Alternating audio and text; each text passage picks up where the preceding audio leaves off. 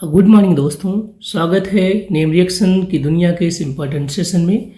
और आज हम लोग बात करने वाले हैं एक बहुत ही यूनिक रिएक्शन जिसका नाम है बेटी रिएक्शन।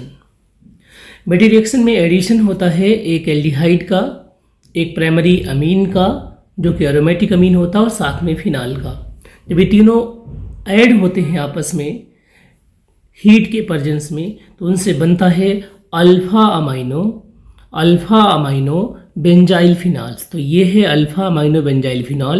और जो 3 कंपोनेंट है इसमें, ये एक एरोमेटिक प्राइमरी अमीन है या एक एल्डिहाइड है और ये आपके पास फिनाल। इन तीनों को एडिशन कराना है और ये किस तरीके से ऐड हो रहे हैं, इन सभी चीज़ों को डिटेल्स में हम देखते हैं इस रिएक्शन के मैकेनिज्म पोर्शन में।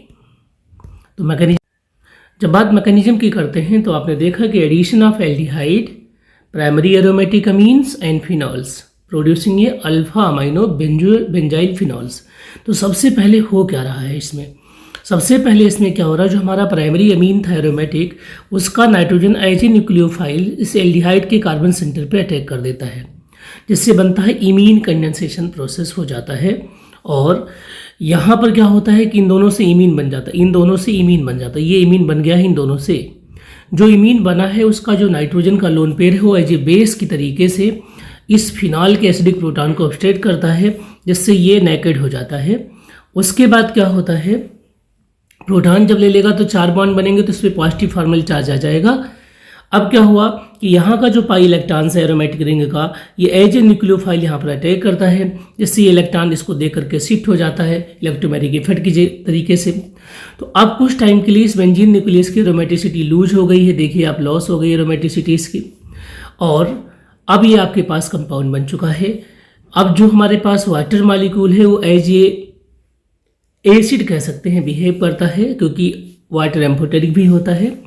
तो ये इस एच को लेके जाता है और जैसे इस एच को लेके जाता है यहाँ पर क्या आ जाता है, ये माइग्रेशन जब इसका होता है तो यहाँ पे डबल बॉन्ड आता है, एरोमेटिसिटी रिगेन हो गई तो ये प्रोसेस एक्सोथर्मिक हो जाएगा। और फाइनली क्या होगा, वाटर से प्रोटीनेशन हो जाएगा और फिनाल का जो OH था वो रिगेन हो जाएगा। तो जो हम कंपाउंड चाह रहे थे अल्फा अमीनो बेंजाइल फिनॉल्स हमारा बन चुका है। ये इस बेटी रिएक्शन का क्या है, रिएक्शन मैकेनिज्म है। अब हम देखेंगे इसके कुछ एग्जाम्पल देखिए। फर्स्ट इस एग्जाम्पल में देखिए, ये आपके पास फिनॉल डेरिवेटिव्स है ना, इसमें फिनॉलिक ग्रुप है, यहाँ पे फिनॉलिक ग्रुप है। यहाँ पर अगर आप ध्यान से देखें तो एल्डिहाइडिक ग्रुप है और यहाँ पे अमीन ग्रुप है। इन सभी से मिलकर के क्या बनता है, सिंपली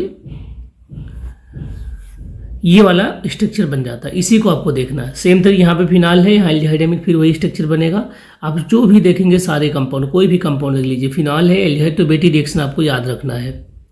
स्ट्रक्चर्स बड़े हैं इससे कोई मतलब नहीं है, बस आपको अगर पता लग गया है कि किसी रिएक्शंस में होता कैसे है, इन्वॉल्व कैसे होता है, नेम रिएक्शंस को हम यूज कैसे करते हैं। तो नेम रिएक्शंस में आपको पहले याद रखना कि रिएक्टेंट क्या होते हैं, प्रोडक्ट क्या बनता है और कंडीशंस क्या होता है। उसके बाद उसके आसपास के ग्रुप को कितना बड़ा कर दे, छोटा कर दे, चेंज कर दे, उससे फर्क नहीं पड़ता है ना।